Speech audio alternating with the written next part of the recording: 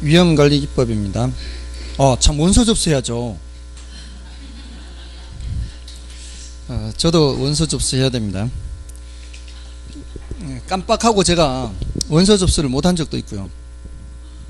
계속 여기 수업을 하면서도, 왜냐하면 사람들은 저한테 별로 관심이 없으니까 저한테는 원서 접수해라 마라 이런 말 안 할 거 아니에요. 그래서 딱 봤는데 그날 6시가 지났어요. 딱 수업하기 전 7시는 안 됐고 이미 늦어버린 거죠. 그래서 그 해는 그 해봤자 그냥 거의 올림픽 정신으로 제가 시험을 보는 거니까. 근데 올해는 이제 빨리 해야죠. 빨리 해서 제가 가고 싶은 곳에 가야죠. 늦으면은 가고 싶은 곳에 못 가요. 빨리 신청을 해야 자기가 가고 싶은 곳에 갈 수가 있어요. 다 마감이 돼버리면 그 지역에서는 시험을 못 봐요. 마감이 돼버렸으니까. 그럼 다른 지역으로 가야죠. 재작년인가? 재작년에 저기 서울 사람이 대구까지 와서 시험 보고 이랬어요. 갈 데가 없으니까. 그래요? 그러니까 늦으면 그렇게 돼요.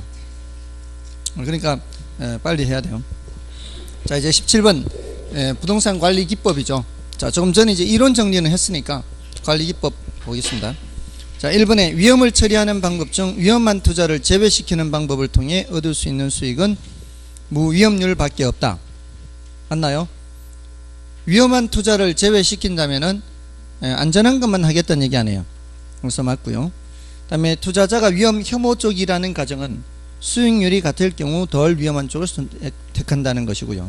그 다음에 모형의 투입 요소의 변화에 따라 결과치가 얼마나 크게 변하는지 보고 그 변화폭이 큰 투입 요소를 집중관리 대상 변수로 삼는 것. 이거는 뭘까요? 이거는 민감도 분석을 말하는 것이죠. 그 다음에 4번의 투자 수익을 가능한 한 낮게 예측하고 그것을 기준으로 투자 결정을 하는 것을 기술적 예측 방법이라는데, 이런 말이 없죠. 이건 뭐예요? 이거는 보수적 예측 방법을 말하는 거죠. 그 다음에 수익성을 하향 조정했는데도 여전히 그 투자가 좋다면, 수익성을 하향 조정했어요. 그래도 여전히 그 투자가 좋다면 그 대안은 좋은 것으로 판단하여 투자 결정을 하는 방법을 보수적 예측 방법이라 한다. 맞죠?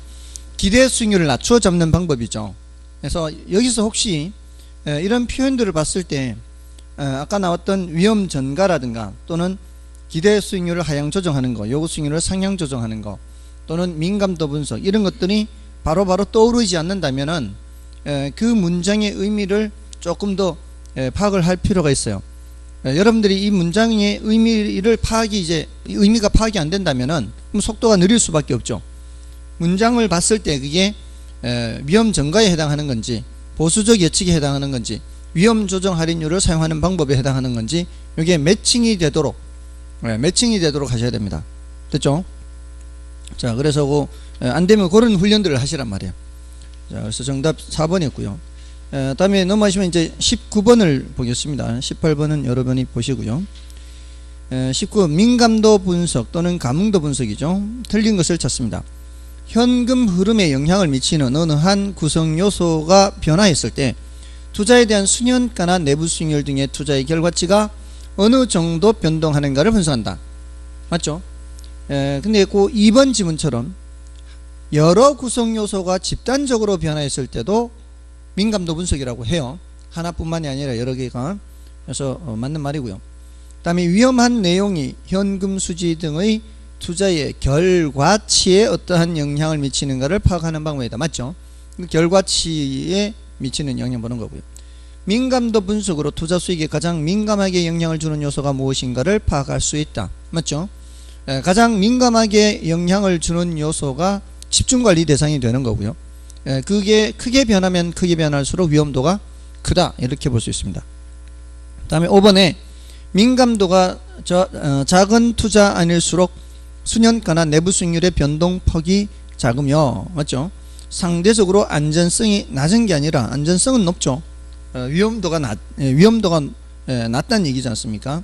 그러니까 안전성은 높습니다. 그래서 5번이 틀렸고요.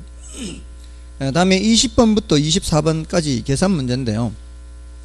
그 중에 그 21번 계산 문제는 제가 풀어드리지 않아도 될 확률 곱해서 더하면 되는 거죠. 기대 수익률을 묻는 거잖아요. 그러니까 계산 문제를 풀 때는 맨 끝에 물음표 앞에 뭐를 묻는지를 보는 게 사실 제일 우선이에요. 질문이 이렇게 있으면 이제 물음표 앞에 뭐를 묻느냐 이걸 봐야 되잖아요. 여기에서 자기 자본 수익률은 이렇게 물으면 지렛대 효과 계산이잖아요. 그렇지 않습니까? 자기 자본 수익률은 이렇게 물으면, 여기서는 이제 21번인가요? 기대 수익률은 이렇게 묻지 않습니까? 그러면 여기 이렇게 물으면은 기대 수익률은 가중평균에서 계산하는 거, 이러면은 이제 금방금방 어떻게 하는지가 나오는 거지 않습니까? 이러면은 이거는 풀만한 거, 풀만하지 않은 거, 풀만한 거, 이런 식으로 바로바로 해결할 수가 있는 겁니다. 근데 20번은 뭐를 묻고 있나요? 맨 끝에 질문이 뭐라고 돼 있어요? 20번은 투자 가치가 되기 위해서는, 투자 가치가 있기 위해서는 맨 끝에 질문 맨 끝에 봐야죠.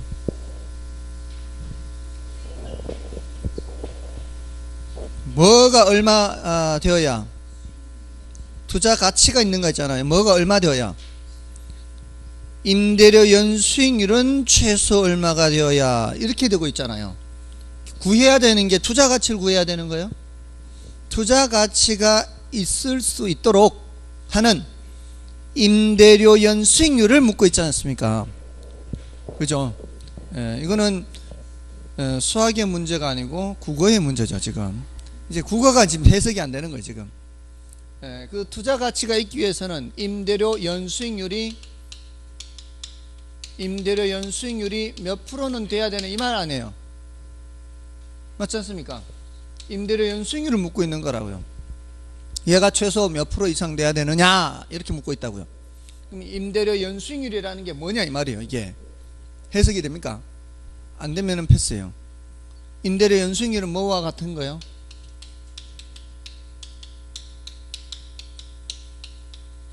소득이득이요. 소득이득. 우리가 부동산에 투자를 하면은 두 가지의 이득을 얻지 않습니까? 자본이득과 소득이득이 있지 않습니까? 근데 소득이득률을 묻고 있는 거라고요. 됐어요? 근데 그게 해석이 안 되면 패스인 거예요. 소득이득률을 묻고 있는데 그게 해석이 안 되면 패스라고요. 뭐라고 되어 있습니까? 자본시장에서 이자율이 연 2%로 결정되어 있고, 이 소리가 뭘까요? 내가 돈이 있는데 이 돈을 부동산에 투자하지 않고 자본시장에 넣어 놓으면 몇 프로는 벌 수 있다? 2%는 벌 수 있다, 이런 뜻입니다. 그런 상황에서 부동산 투자자들이 부동산의 위험과 유동성 제약에 대해 연 4%의 수익률 프리미엄을 요구한대요. 이 소리는 내가 자본시장에 투자하지 않고 어디에 투자를 하게 되면은, 부동산에 투자하게 되면은 몇 프로는 돼야 만족한다는 얘기예요. 4%만 되면 될까요? 프리미엄을 요구한다는 것은 더란 얘기죠. 더. 프리미엄이 붙었다는 얘기는 원래 가격에 더하기 해서 붙은 거 아닌가요? 부동산에 투자를 하면은 이만큼은 돼야 된다는 얘기 아닌가요? 됐습니까? 이게 부동산에 투자하는 경우에 요구 수익률. 부동산에 투자할 때는 몇 프로는 돼야 만족한다? 총 6%는 돼야 만족한다는 얘기 아닌가요? 안전한 어디에 넣어놔도 2% 버는데, 자본시장에 넣어놔도 2%는 버는데, 부동산 투자에 대해서 유동성 제약과 위험에 대해서 4%의 수익률 프리미엄을 요구한다. 프리미엄은 추가로 요구한다, 이런 뜻이란 말이에요. 됐습니까? 그러니까 부동산 투자의 요구 수익률이 몇 프로? 6%. 이런 상황에서 이 말이에요. 이런 상황에서 이런 프리미엄을 요구하는데, 세금을 전혀 고려하지 않을 때 매년 2.5%씩 가격이 상승하는 부동산이라고 그랬어요. 매년 몇 %씩 가격이 상승한다고요? 매년 2.5%씩 가격이 상승한다 그랬죠. 이 가격 상승, 이게 바로 뭘 뜻하는 거예요? 자본이득이죠. 자본이득. 맞나요? 자본이득률이 몇 프로인 부동산이라고요? 자본 이득률이 2.5%인 부동산이란 말이에요. 자, 그러면 부동산에 투자할 때는 부동산 투자 수익률은 뭐와 뭐의 합으로 되어 있어요? 소득이득률과 자본이득률의 합으로 되어 있을 거 아니에요. 예, 부동산에 투자할 때는 항상 자본이득과 소득이득 두 가지가 생기는데, 얘가 2.5%씩 발생하고 있다면 합해서 몇 프로는 돼야 되는 거, 합해서 6%는 돼야 된다면 얘가 몇 프로는 돼야 된다고요? 3.5%는 돼야 된다, 이 소리예요. 됐습니까? 따지고 보면은 별거 아니죠. 따지고 보면은 그냥 더하기 빼기 하는 것 밖에 안 돼요. 두 개 합해서 이제 6%는 돼야 되는데, 한쪽에서 2.5% 되니까 나머지 한쪽에서는 3.5%는 돼야 된다, 이런 뜻이란 말이에요. 이게 시중의 모의고사에서 가장 출제 오류가 많은 문제예요. 시중의 모의고사에서 이렇게 문제를 내놓고는요, 이 부동산의 요구 수익률은 이렇게 물어요. 이 부동산의 요구 수익률은 이렇게 물으면서 6%라고 대답 안 하고요, 3.5% 이렇게 대답해요. 이건 문제가 다 틀린 거예요. 요구 수익률은 이미 몇 프로로 결정 나 있는 거예요. 이 부동산에 대한 요구 수익률은 6%로 결정이 나 있는 거예요. 그 요구 수익률 6%를 만족시키기 위해선 자본이득이 2.5% 발생하고 있다면은 임대료연 수익률, 소득이득률은 3.5%다. 이렇게 소득이득률 이렇게 물어야 되는데, 잘못 물어서 요구 수익률을 물어놓고, 묻기는 요구 수익률 물어놓고 대답은 3.5% 대답하는 그런 문제가 많아요. 그러니까 이런 문제를 잘못 보면 이제 여러분들이 오해를 하는 거죠. 그것 때문에 오히려 이론 정리를 망칠 수가 있어요. 그래서 혹시라도 그런 문제 보시면 저한테 알려주십시오. 신고 좀 하게. 수험생들을 혼란스럽게 하는 문제예요. 오해를 하게 되니까. 아시겠죠? 자, 그런 문제들이 있으니까 주의를 하시고요. 자, 넘어가시고, 자, 이제 22번, 23번, 24번 중에서는 24번은 이제 명목이자율은 실질유자 더하기 인플레이를 하면 되는데, 자, 22번, 23번을 좀 구별해서 알려드릴게요. 자, 23번, 22번 모두 다 맨 끝에 질문이 뭐예요? 맨 끝에 질문이 투자 가치는 이렇게 묻죠. 자, 이게 이제 투자 가치를 묻는 문제는 이렇게 두 가지 형태 외에는 거의 없다라고 보면 돼요. 근데 22번과 23번의 차이는 뭔가 하면은, 22번은 읽어 나가시다 보면은 중간에 어떤 단어가 있는가 하면은 영구히라는 단어가 있어요. 확정적 소득이 영구히 발생하는, 매년 일정해야 돼요. 그죠? 읽어 나가다 보면은 매년 3,780만원씩 확정소득이 영구히 기대된다, 이런 말이 나오죠. 자, 영구히라는 말이 나오면서 투자가치를 물을 때는 공식이 요 공식 외에는 없어요. 투자가치는 요구 수익률 분의 장래 기대 수익이에요. 요 공식 말고는 없다고요.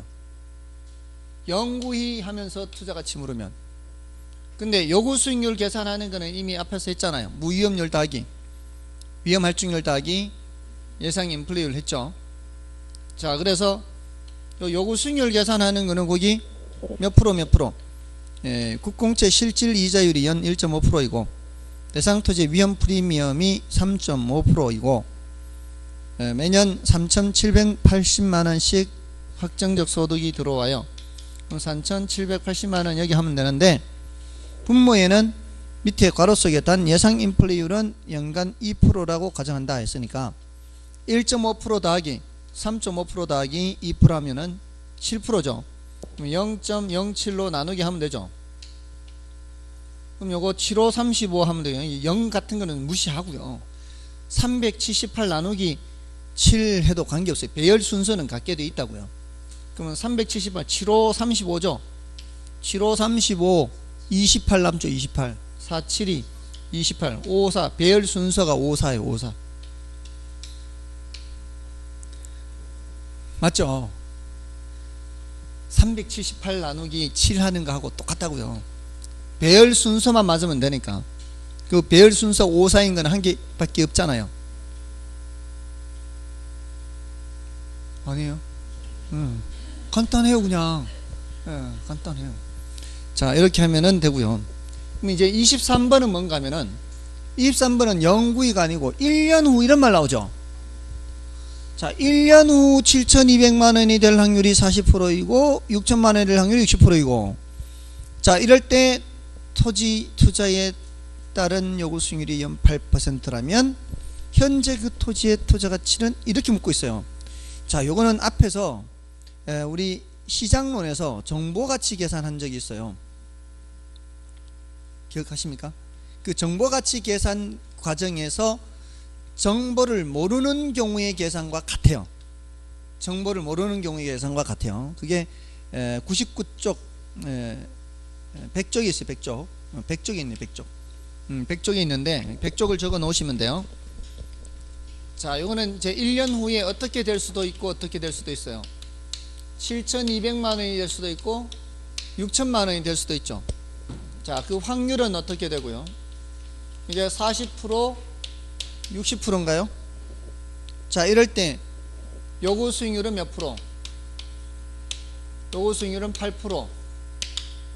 자 이랬을 때 이거를 아직 정보를 모르는 상태잖아요.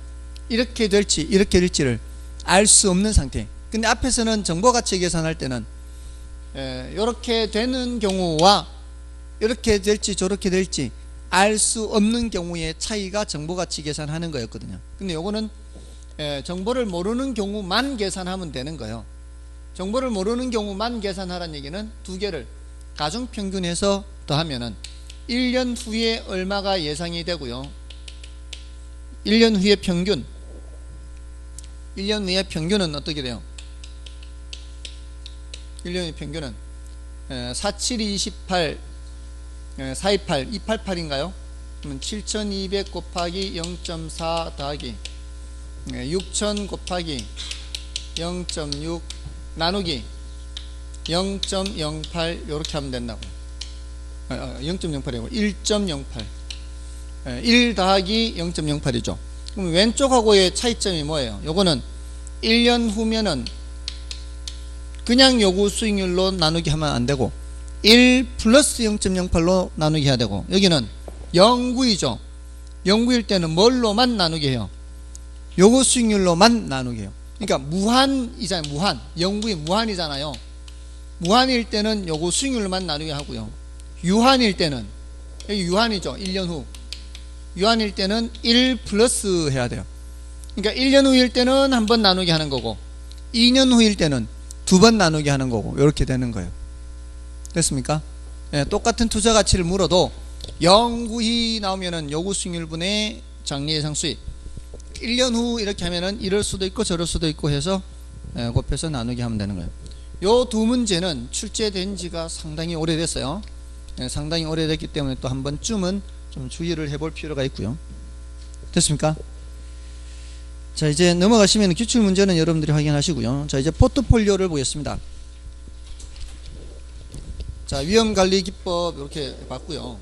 그러니까 이론 정리를 할 때 주제별로, 그러니까 타이틀만이라도 이렇게 따로 써놔서 타이틀을 봤을 때 내가 어떤 내용들이다 이걸 이제 기억할 수 있다면 그는 이제 이론 정리가 된 거죠. 자, 이제 포트폴리오 들어가기 전에 평균 분산 결정법을 이제 먼저 하고 들어가죠. 이 평균 분산 결정법은 평균이 수익을 나타내는 거고 분산은 위험을 나타내는 거죠. 그러니까 수익의 크기와 위험의 크기를 보고 의사결정을 하겠다는 얘기예요. 똑같은 수익이면 뭘 선택을 하고요, 위험이 작은 놈을 선택해야 되겠죠. 동일한 위험의 경우에는 수익이 큰 놈을 선택해야 되겠죠. 이런 거를 무슨 결정법이라 한다? 평균 분산 결정법이라 그래요. 또는 평균 분산 지배 원리, 이렇게 표현. 지배 원리. 그러니까 위험이 작은 놈이 지배하는 거고요. 이때는 수익이 큰 놈이 지배한다, 이렇게요. 자, 근데 A와 B가 위험이 크면서 수익도 커버리면 그 소리는 B가 위험이 작으면서 수익도 작단 얘기죠. 자, 이러면은 누가 누구를 지배한다라고 얘기를 할 수가 없죠. 이럴 때를 뭐라고 하고요? 평균 분산 오류 이렇게 얘기를 하죠. 자, 이 평균 분산 오류의 경우에 해결할 수 있는 방법은 변이 계수를 통해서 해결하거나 또는 포트폴리오를 통해서 해결할 수 있는 방법이 있다 그랬어요. 변이 계수는 변하는 정도 이런 단어들이 나오면은 그냥 마냥 어렵다라고만 생각하지 마시고요. 한자를 조금이라도 생각해서 끼워 맞추듯이 하더라도 변하는 정도, 그럼 이게 많이 변하면 많이 변할수록 위험이 크다라고 볼 수 있잖아요. 그러면 이게 분자의 위험에 해당하는 게 들어가야 된다는 얘기예요. 분모에는 이제 수익이 되는 거죠. 평균, 수익에 해당하는 평균. 이건 수익률을 나타내는 것이고, 이거는 위험을 나타내는 것이고. 그래서 변이 계수가 클수록 위험이 크구나. 다만 변이 계수는 절대적 위험을 나타내는 게 아니라 이거는 상대적 위험을 나타내는 거예요. 상대적 위험. 상대적 위험을 나타내서 예를 들어서 A와 B가 A가 8% 수익이 8% 위험이 8%다. 근데 B가 수익이 4%인데 위험이 5%다. 자, 이러면은 자, 이걸 보지 않은 상태에서 누가 더 위험해요? A가 당연히 더 위험하죠. 표준 편차가 더 크니까. 자, 근데 같이 봤을 때 얘는 수익 1%당 위험이 1%가 되죠. 수익 1%당 위험이 1%인데 얘는 수익 1%당 위험이 1.25%죠. 자, 그러면 이제 누가 상대적으로 더 위험하다 볼 수 있는 거예요? B가 상대적으로 더 위험하다 볼 수 있는 거죠. 얘는 1%당 부담해야 되는 게 1.25%의 위험을 부담해야 되니까. 맞나요? 이게 지금 뭐라고요? 지금 이 계산해 놓은 게 이게 바로 변이 계수를 계산해 놓은 거예요. 지금 8분의 8 4분의 5 해 놓은 거란 말이에요. 맞나요? 그래서 이게 바로 상대적 위험도를 나타내는 거예요. 절대적 위험은 누가 더 크지만 A가 더 크지만 상대적으로는 B가 더 위험하다 이렇게 볼 수 있죠. 자, 그래서 이렇게 판단하는 방법이 있을 수가 있고요. 그 다음에 포트폴리오는 분산 투자죠. 분산 투자를 통해서 섞어버리는 거죠. A와 B를 섞어버리는 거죠. 이렇게 적당하게. 적당하게 섞으면 이제 위험을 줄일 수 있다는 겁니다. 자, 그러면서 이제 포트폴리오로 넘어가는 거죠. 포트폴리오는 분산 투자를 의미하는 거고요. 분산 투자를 통해서 얻으려는 효과는 뭐고요? 위험을 줄이는 거죠. 자, 근데 애석하게도 모든 위험을 줄이는 게 아니라 그랬죠. 줄일 수 있는 위험이 있고 줄일 수 없는 위험이 있죠. 체계적 위험은 줄일 수 있다 없다? 이거는 줄일 수가 없고요. 비체계적 위험을 줄일 수가 있죠. 이게 얘가 이제 대상이 되는 거고요. 비체계적 위험을 가능한 한 많이 줄일 수 있는 방법은 뭐가 있다 그랬어요? 구성자산수를 다양하게 하는 방법이 있죠. 구성자산수를 다양하게 하거나 또는 두 개의 수익률만 놓고 봤을 때는 두 개의 그 투자안만 놓고 봤을 때는 수익률이 반대 방향으로 움직이게 하는 게 효과가 높다 그랬죠. 근데 이게 반대 방향인지 같은 방향인지를 나타내는 계수는 상관계수라는 게 있다 그랬어요. 그러니까 변이계수와는 또 다르죠. 변이계수는 변하는 정도를 나타내는 거고 상관계수는 두 숫자의 상관관계를 나타내는 거죠. 그래서 이 상관관계를 나타내는 게 마이너스 1에서부터 1까지 값을 갖고요. 이게 1일 때는 효과가 전혀 없고요. 상관계수가 1보다 작고 마이너스 1보다 크거나 같을 때는 효과가 있고요. 상관계수가 어디로 가까이 갈수록 마이너스 1에 가까이 갈수록 효과가 높다가 마이너스 1일 때는 비체계적 위험을 뭐까지 줄일 수 있다? 0까지 줄일 수 있다는 거죠. 이 자산 구성 비율을 조정하면은 싹 없애버릴 수 있어요. 위험을. 그러면서 이게 주의를 해야 될 것은 상관계수가 0일 때 효과가 있다 없다? 상관계수가 0일 때 효과가 있다라는 거예요. 1일 때만 효과가 없는 거예요. 조심해야 돼요. 상관계수 0 하면 이제 숫자 0의 의미 때문에 착각할 수 있어요. 순간적으로. 됐나요? 자, 이렇게 여기까지가 이제 상관계수, 지금까지 많이 질문을 했던 부분이고요. 이제는 포트폴리오, 최적 포트폴리오 쪽으로 이제 좀 알아두셔야 돼요. 최적 포트폴리오 쪽으로 이제 조금씩 질문을 한단 말이에요. 그럼 최적 포트폴리오는 어디고요? 최적 포트폴리오는 효율적 전선과 무차별 곡선이 접하는 점이죠. 그래서 이 두 개를 알아둬야 돼요. 효율적 전선이 뭔지, 무차별 곡선이 뭔지를 알아둬야 되죠. 효율적 전선은 동일한 위험하에서는 수익률이 제일 높은 투자안들을 연결한 선이죠. 맞나요? 자, 동일한 수익률 하에서는 어떻습니까? 동일한 수익률 하에서는 위험이 제일 작은 포트폴리오를 연결한 선이죠. 이런 놈들은 다 평균 분산 지배 원리를 만족한다라고 해요. 조금 전에 평균 분산법 했죠. 똑같은 위험이라면 수익이 큰 놈, 똑같은 수익이라면 위험이 작은 놈이 다른 놈을 지배한다고요. 똑같은 위험이라면 수익률이 큰 놈이 지배하는 거고요. 똑같은 수익률이면 위험이 작은 놈이 지배한다 이 말이죠. 그래서 이 효율적 전선을 표현하는 방법은 두 가지, 네 가지, 모두 네 가지예요. 그러니까 뜻을 묻는 경우에 이걸 틀리면 안 되는 거죠. 뜻을 묻는데 틀렸다는 건 이거는 공부를 전혀 안 했다는 얘기예요. 뜻도 모른다는 얘기 아니에요. 효율적 전선이란 동일한 위험하에서 수익률이 가장 높은 포트폴리오를 연결한 선, 맞죠? 효율적 전선이란 동일한 수익률 하에서 위험이 가장 낮은 포트폴리오를 연결한 선, 이러한 포트폴리오를 효율적 포트폴리오라고 그래요. 효율적 포트폴리오를 연결한 선, 맞죠? 평균 분산 지배 원리를 만족하는 포트폴리오를 연결한 선, 맞죠? 모두 다 네 가지 방법이 가능합니다. 그게 효율적 전선이고요. 그 다음에 효율적 전선의 내용을 묻는 문제. 그 다음은 이제 효율적 전선의 형태가 우상향 형태죠. 자, 이 효율적 전선의 형태에 대해서 물으면 이제 내용에 대해서 묻는 거예요. 그 다음에 한 단계 더 들어가서 질문하는 거죠. 효율적 전선이 우상향한다는 얘기는, 오른쪽 위로 간다는 얘기는 주어진 위험하에서는 수익률이 요거보다 높은 거 있다 없다? 없다는 거예요. 주어진 위험하에서는 이렇게 갈 수는 없다는 얘기예요. 더 높은 수익을 얻기 위해서는 반드시 뭐도 더 부담해야 된다. 위험도 더 부담해야 되기 때문에 우상향하는 형태가 된다. 이런 것은 이제 그 내용을 이제 묻는 거죠. 근데 이제 더 이상의 내용은 질문하기가 어렵습니다. 물론 이 효율적 전선 바깥 영역은 갈 수가 있는 영역이요, 갈 수 없는 영역이요. 갈 수 없는 영역이죠. 뭐 이런 정도 외에는 별로 없습니다. 이제 무차별 곡선에 대해서가 조금 더 많아요. 무차별 곡선이 이거는 사람들의 위험에 대한 태도에 따라 달라지는 게 무차별 곡선이에요. 그러니까 무차별 곡선이 이렇게 올라가죠. 자, 이렇게 올라가든 이렇게 올라가든 이게 아래로 볼록이라 그래요. 아래로 볼록. 자, 이 아래로 볼록은 출제 가능성이 이제 가장 높은 거라 볼 수 있어요. 지금까지 출제가 안 됐던 것 중에서 출제될 가능성이 가장 높은 거는 아래로 볼록의 의미예요.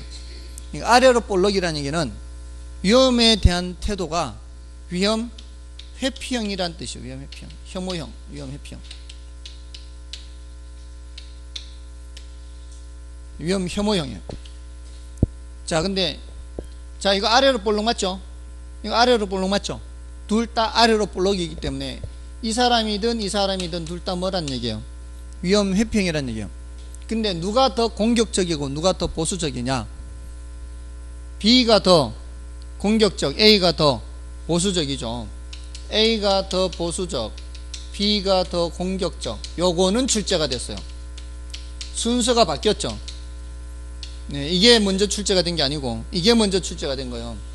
아래로 볼록 중에서 이렇게 나누어지는데 정작 아래로 볼록의 의미는 출제가 안 됐다 이 말이에요. 됐나요? 자, 그러니까 이게 순서가 더 이제 출제 가능성이 더 높은 거예요. 그 다음에 조금 더 어려운 내용이라면 지금 이 A와 B의 효율적 전선이 교차했죠. 효율적 전선이 교차했다는 얘기는 이 사람과 이 사람은 서로 다른 사람이란 뜻이에요. 동일한 사람의 서로 다른 무차별 곡선은 교차할 수가 없어요. 같은 사람의 것이라면 무차별 곡선은 나란하기만 하지 교차할 수가 없다 이 말이에요. 이 사람도 자기 걸 그리면 어떻게 해요? 이렇게 되는 거죠. 됐나요? 동일한 사람의 무차별 곡선은 교차할 수 있다 없다? 교차할 수 없다예요. 다음에 무차별 곡선은 우하향하는 부분이 있으면 안 돼요. 이런 부분이 있으면 안 돼요. 무차별 곡선은 우상향하기만 해야 돼요. 이런 부분이 있으면 왜 안 되는가? 자, 요점과 요점을 볼까요? 요점에 비해서 요점은 위험이 더 커지죠. 요점에 비해서 위험이 더 커지면서 수익률은 더 낮아지죠. 근데 무차별 곡선의 의미가 뭐예요? 이 점과 이 점과 이 점의 만족도가 똑같다란 얘기 아닌가요? 근데 이 점과 이 점의 만족도가 같을 수 있습니까? 이 점과 이 점의 만족도가 절대로 같을 수가 없어요. 위험이 더 큰데 오히려 수익률이 작아지니까. 됐습니까? 자, 그러니까 무차별 곡선은 어떻게만 돼야 된다? 우상향하기만 해도 우상향. 근데 시중에 교재마다 이걸 무차별 곡선을 그릴 때, 접한다고 그릴 때 이렇게 그리는 교재들이 많거든요. 이렇게 그리면 다 이제 틀린 거예요. 어떻게 그려야 된다고요? 우하향하는 부분이 없이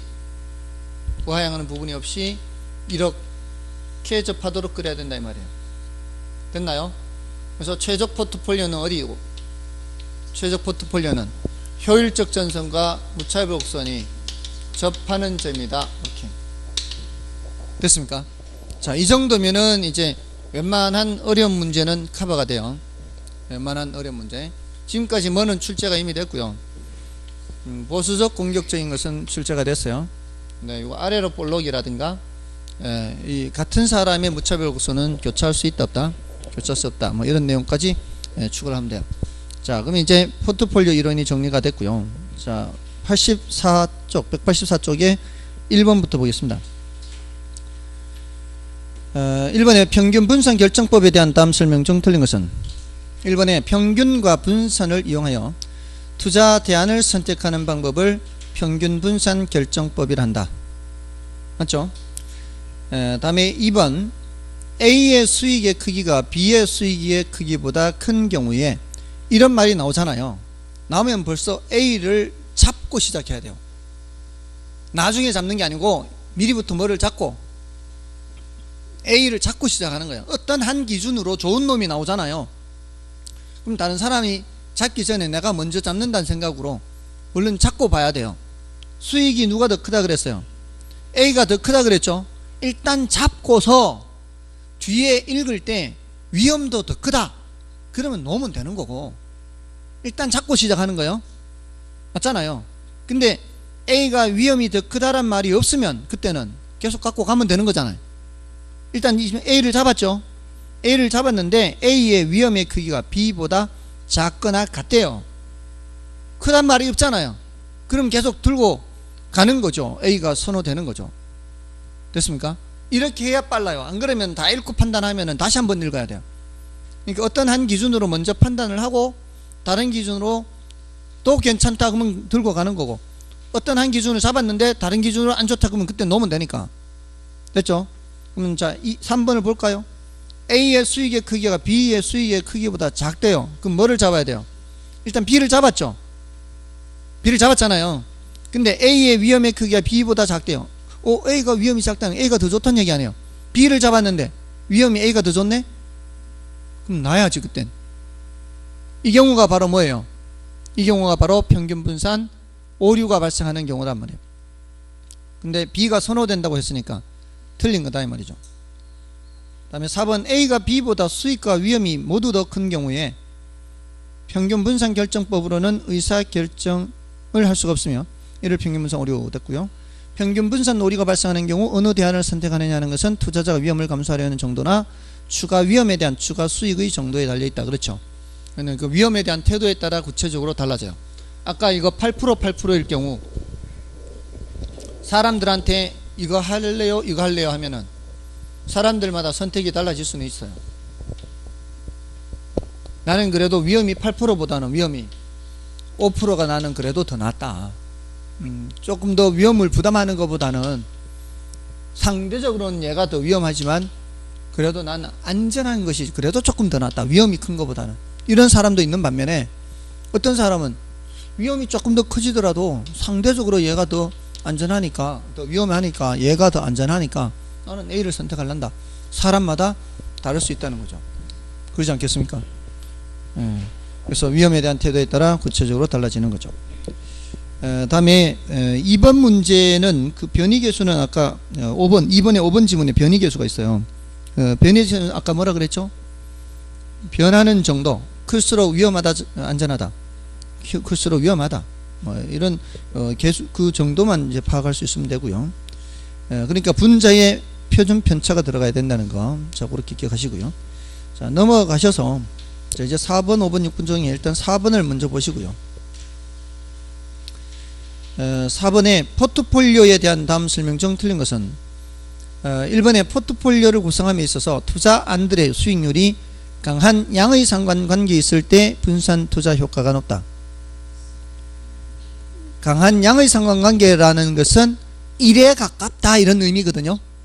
그러면 마이너스 1에 가깝다 하면은 어떻게 표현해야 돼요? 강한 음의 상관관계에 있다 이러면 이제 마이너스 1에 가깝다 이런 의미예요. 그러니까 1에 가까우니까 분산 효과가 낮은 거죠. 1번이 바로 틀렸고요. 다음에 2번에 포트폴리오 중에서 동일한 위험 하에서 최고의 수익률을 나타내는 포트폴리오 나왔네요. 이게 뭐예요? 효율적 전선이고요. 다음에 포트폴리오 이론은 평균 분산 결정법으로 해결할 수 없는 경우에도 최적 의사 결정을 할 수 있음을 이론적으로 제시해 줍니다. 자, 이게 평균 분산 결정법으로 해결해 줄 수 없는 경우, 예를 들어서 이게 더 나을까요? 이게 더 나을까요? 어떤 게 더 나아요? 평균 분산 결정법으로는 A가 더 좋아요? B가 더 좋아요? B가 더 좋아요? 평균 분산 결정법으로 A보다 B는 위험이 더 크면서 수익도 더 크죠. 이러면 평균 분산 오류장, 오류. A보다 B가 더 위험이 크면서 수익도 크니까. 근데 포트폴리오 이론에서는 어떻게 대답을 해요? 여기에서 접하는 사람도 있고 여기에서 접하는 사람도 있을 수 있겠죠. 그거는 뭐라고 대답해야 돼요? 사람마다 달라요. 이렇게. 포트폴리오 이론은 사람마다 달라요. 이렇게. 더 위험에 대해서 공격적인 사람은 수익이 크면서 위험도 큰 걸 선택하는 사람이고요. 보수적인 사람은 위험도 작으면서 수익도 작은 걸 선택하는 사람. 이 포트폴리오 이론에서는 그렇게 대답한다고요. 사람마다 달라요. 됐습니까? 자, 그런 내용이고요. 다음에 효율적 전선은, 자 이제 4번은 어떻게 표현하고 있어요? 효율적 포트폴리오 집합을 그래프로 나타낸 것이다. 그 네 가지 방법 중에서 한 가지죠. 이 효율적 전선을 나타내는 네 가지 방법 중에서 한 가지. 다음에 5번은 좀 어렵다 그랬죠. 무차별 곡선은 투자자의 위험에 대한 태도에 따라 달라지며 동일한 투자자의 서로 다른 무차별 곡선은 교차할 수 없는 거죠. 다음에 그 밑에 5번에서는 3번, 4번 지문만 좀 보겠습니다.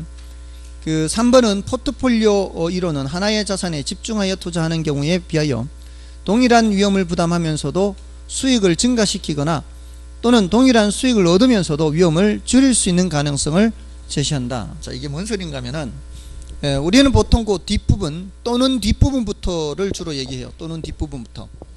분산 투자를 통해서 우리는 위험을 줄인다라고 얘기하죠. 맞나요?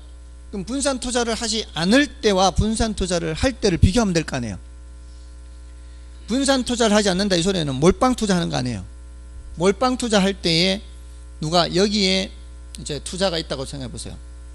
자, 조금 더 위험이 큰 걸 선택하면 수익도 좀 더 커질 수 있겠죠. 몰빵 투자하더라도 대체로는 위험이 크면 수익도 커지게 하겠죠. 자, 이것들은 다 뭐예요? 몰빵 투자.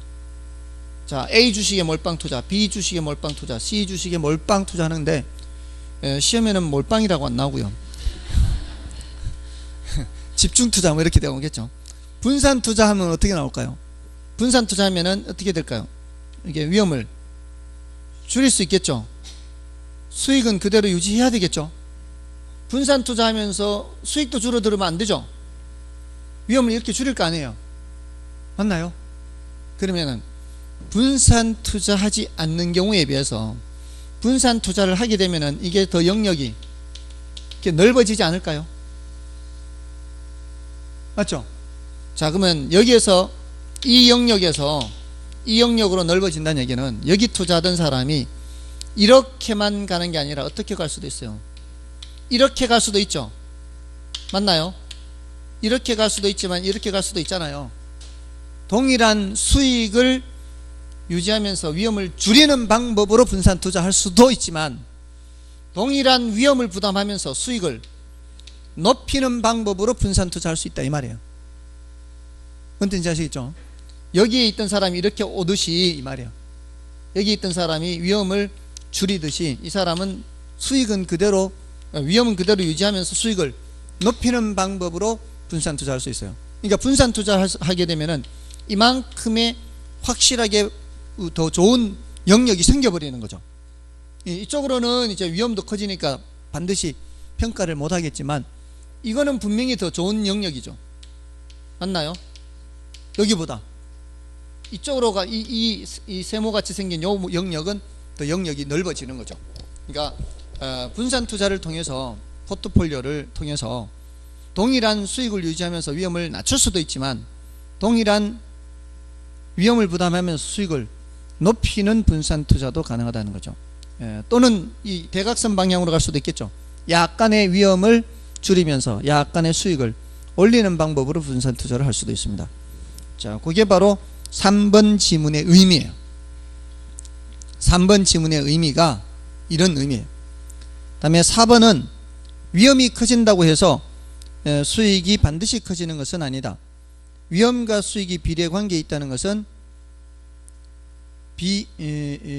시장의 비체계적 위험과 수익이 비례 관계에 있다는 것을 의미한다 가 아니고 체계적 위험과 수익이 비례 관계에 있다라는 것을 의미하는 겁니다. 자, 이거 말씀드린 적 있나요? 이게 뭔 소린가? 위험과 수익이 비례 관계에 있다. 그때 비체계적 위험과 수익이 비례 관계에 있는 게 아니라 체계적 위험과 수익이 비례 관계에 있다. 비체계적 위험은 어쩌다 발생하는 위험이에요? 아니면 늘상 발생하는 위험이에요? 모든 투자안에게 공통으로 발생하는 거예요? 아니면 그 투자 안에만 각각 발생하는 거예요? 그 투자는 각각 발생하는 요인이죠. 자, 이게 투자안들을 놓고 보면은 수익률이 높을수록 대체로 위험도 높지 않나요? 수익률이 높을수록 대체로 위험이 높은데 이게 직선 위에 이 선 위에 올라가도록 항상 일치하는 것이 아니라 평균적으로 수익률이 높을수록 어떤 거예요? 평균적으로 수익률이 높을수록 위험도 높게 나타나거든요. 세계 랭킹 1위 선수 그런 말씀 드린 적 있나요? 세계 랭킹이 1위인 선수, 세계 랭킹 1위인 선수와 3위인 선수, 5위인 선수 있잖아요. 뭐 골프 선수든 테니스 선수든 세계 랭킹 있죠. 랭킹 1위 선수가 있으면 이 랭킹 1위 선수의 그 성적이라는 것이 늘 다른 선수보다 1등인가요? 늘 1등이 아니에요. 평균적으로 1등이죠. 그러니까 뭐 상금 랭킹 1위, 뭐 성적 랭킹 1위 이렇게 나올 거 아니에요. 그 랭킹 1위는 평균적인 점수로 따지는 거 아닙니까? 더 높을 수도 있고 더 낮을 수도 있죠. 그날 컨디션에 따라 다를 수 있죠. 자, 그러면 랭킹 3위 선수도 있어요. 랭킹 3위 선수도 평균적으로 3위란 얘기죠. 그럼 랭킹 1위 선수와 랭킹 3위 선수가 붙으면 늘 랭킹 1위 선수가 이기나요? 그렇지 않죠. 그날 밤 따라 랭킹 1위 선수는 밤새 설사를 했어요. 잠도 못 자고 뭐 음식을 잘못 먹었는지, 다른 선수는 괜찮은데 그 선수만 음식이 잘못됐는지 안 좋아요. 그래서 그 다음날 컨디션이 별로 안 좋아요. 밤새 잠을 못 잤으니까. 자, 그래서 그날따라 성적이 안 좋아요. 근데 3위 선수는 그날따라 그냥 꿈같은 잠을 잔 거예요. 컨디션이 끝내주는 거예요. 그날따라 성적이 좋아요. 자, 그러면 이런 현상들은 어쩌다가 이 선수는 이제 배탈이 나서 잠을 못 자고 저 선수는 잘 자고, 이런 것들이 모든 선수들에게 늘상 공통적으로 나타나는 현상이에요? 아니잖아요. 그때마다 다를 수가 있는 거죠. 그러니까 그때마다 다를 수 있는 상황은 체계적 위험, 비체계적 위험이에요. 비체계적 위험이죠. 자, 이런 비체계적 위험을 고려해버리면 위험이 작은 놈이 수익이 더 높을 때가 있다 이 말이에요. 랭킹 순위가 낮은 선수가 더 잘 싸울 때가 있다고요.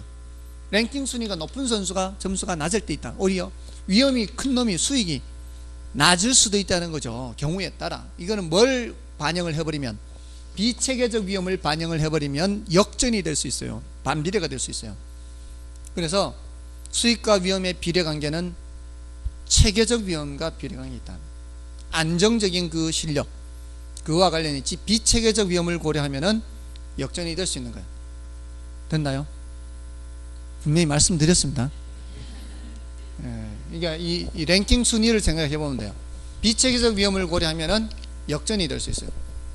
위험과 수익의 비례관계는 무슨 위험이다? 체계적 위험이다. 됐죠? 다음에 그 6번 문제에서는, 그 5번 문제는 그렇게 3, 4번만 좀 체크를 하면 되고요. 6번 문제에서는 이미 말씀을 드렸는데, 1번 지문에 투자자의 위험에 대한 태도는 무차별적으로 나타나는데, 위험 기피적인 투자자는 아래로 볼록한 우상향의 무차별곡선, 맞죠? 그 다음에 투자자가 위험 기피적일수록 무차별곡선이 완만하게 우상향한다. 위험 기피적일수록, 보수적이라는 얘기죠. 보수적일수록 완만해요, 가팔라요? 가팔라야 되겠죠. 그거는 접하는 위치를 잘 생각해 보면 돼요. 여기 접하도록 그리는 거 하고, 여기 접하도록 그리는 거 하고, 여기 접하도록 그리려면은 더 가파르게 그려야 되죠. 맞잖아요. 그림을 그려보시면은 이게 더 가파르게 그려야 되는 거고, 이게 더 완만하게 그려야 되잖아요. 그러니까 보수적일수록 수익은 작으면서 위험도 작은 걸 선택하니까. 됐습니까? 그러면 별로 어렵지 않고요. 다음에 그래서 2번은 틀렸고요. 다음에 5번, 다른 지문 됐고요. 5번 지문 보십시오. 투자자가 포트폴리오 구성을 아무리 잘 하더라도 효율적 전선 위쪽의 포트폴리오 집합을 선택할 수 없어요. 그건 갈 수 없는 영역입니다. 됐죠? 계속 조금씩 딜레이가 돼서요. 포트폴리오 나머지 문제는 좀 쉬고 하겠습니다.